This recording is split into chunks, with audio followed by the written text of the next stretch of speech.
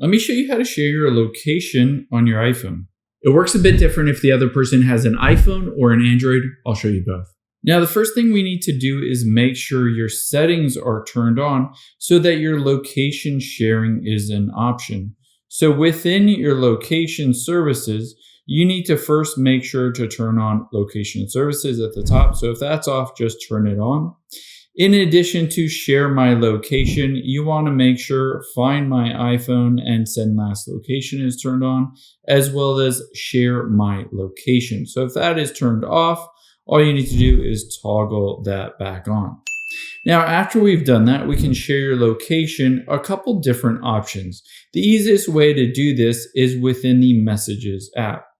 Now, keep in mind, I can tap on a conversation with somebody and send them my location, either a one-time location or an indefinite permanent location.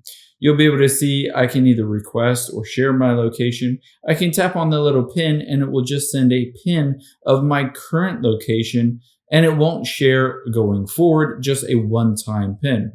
But I can also tap on share and I can choose to indefinitely share. This is for forever, until the end of the day or for 1 hour.